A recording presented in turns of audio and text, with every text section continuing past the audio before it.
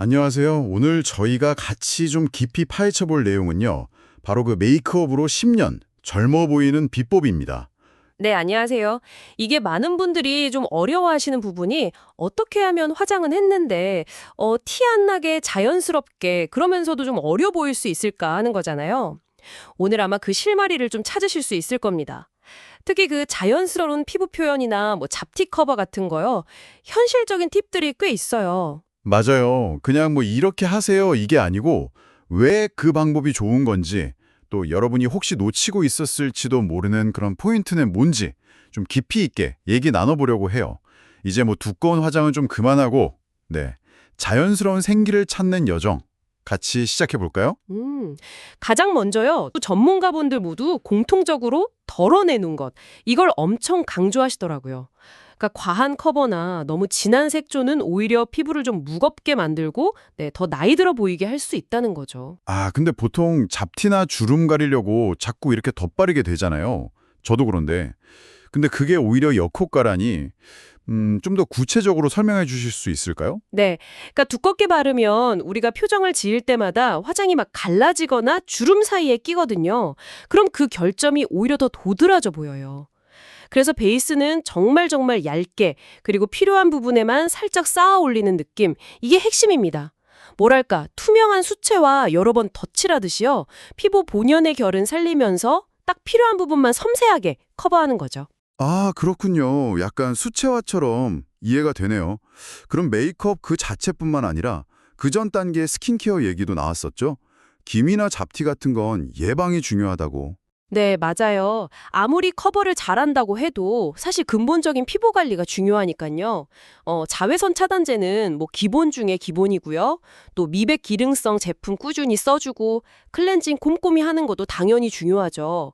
기미라든지 주름 개선이라든지 이런 고민에 맞는 앰플이나 크림 이런 기능성 제품을 꾸준히 쓰는 걸 추천하더라고요. 그리고 토너는 뭐 비교적 저렴한 거 써도 괜찮다는 팁도 있었고요. 네네. 그럼 이제 본격적으로 베이스 메이크업, 그 파운데이션 얘기로 넘어가 볼까요? 저는 그 목 색깔에 맞추란 팁이 좀 신선했어요. 보통 얼굴에 이렇게 테스트해보지 않나요? 그거 좋은 질문이에요. 왜냐면 얼굴은 자외선이나 뭐 트러블 때문에 톤이 일정하지 않거나 원래 자기 피부톤보다 좀 어두워진 경우가 많거든요. 근데 목이 오히려 내 진짜 피부색에 가까울 수가 있어요.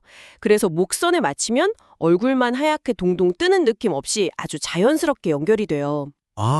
얼굴 기준이 아니라 목 기준. 네, 특히 피부에 붉은기가 좀 도는 분이라면 핑크 베이스 파운데이션보다는 약간 베이지 톤 파운데이션이 시간이 지나도 칙칙해 보이지 않고 좀 화사함을 유지하는 데 도움이 된다. 이런 조언도 있었어요. 그렇군요.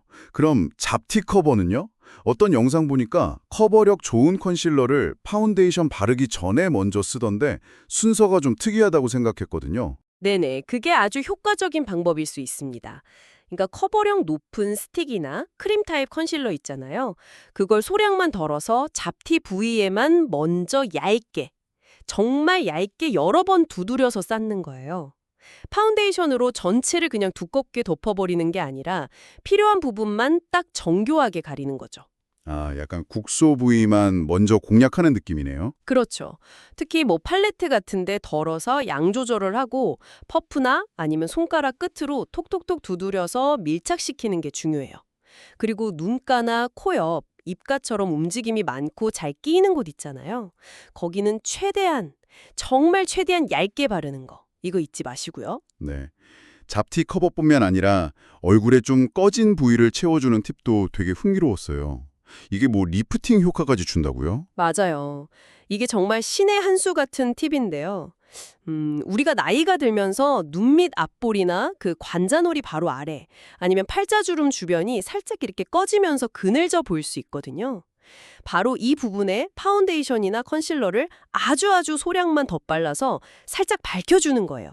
전체적으로 바르는 게 아니라 딱 그 부분만요? 네, 전체적으로 두껍게 하는 게 전혀 아니고요. 딱 그 그늘진 부위만 손가락이나 퍼프 모서리 같은 걸로 아주 섬세하게 터치해서 볼륨감을 살짝 주는 거죠. 그러면 얼굴이 훨씬 입체적으로 보이고 뭔가 좀 생기 있어 보이고 네, 그런 효과가 있어요. 와, 이건 진짜 섬세한 기술이네요. 베이스를 다 하고 나서는 이제 블러셔를 하는데 파우더 타입을 추천했죠. 그 이유가 있었나요? 네, 아무래도 크림 타입은 잘못하면 공들여 쌓아놓은 베이스를 밀리게 할 수가 있거든요.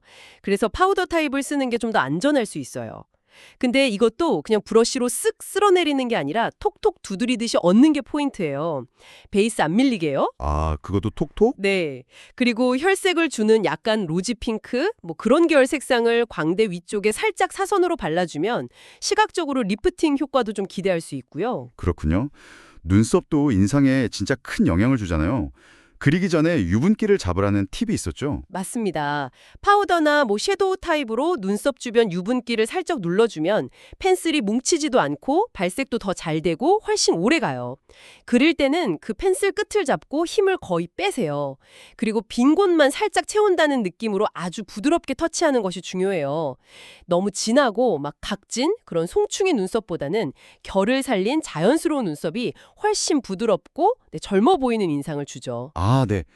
오늘 두 전문가분들 팁을 이렇게 쭉 종합해보니까 결국 젊어 보이는 메이크업이라는 게 과하지 않게 필요한 곳에만 그리고 제대로 된 방법으로 접근하는 거. 이게 핵심이네요. 그렇습니다. 무조건 다 가리고 덮는 게 아니라 내 피부결은 최대한 살려주면서 좀 꺼진 곳은 자연스럽게 채워주고 색조는 혈색을 주는 정도로만 은은하게 사용하는 거죠. 특히 그 베이스를 얇게 여러 겹 쌓는 연습이요. 이건 여러분도 꼭 한번 시도해 보시면 좋겠어요. 정말 당신의 피부 표현이 달라지는 걸 느끼실 수 있을 겁니다. 어쩌면 여러분, 메이크업 가방 안에 있는 제품들을 그냥 조금 다르게 사용하는 것만으로도 충분할지 몰라요. 오늘 저희가 나눈 이야기 외에도 혹시 이 부분을 좀 덜어내면 오히려 내 매력이 더 살아날 수 있지 않을까? 한번 거울 앞에서 고민해 보시는 건 어떨까요?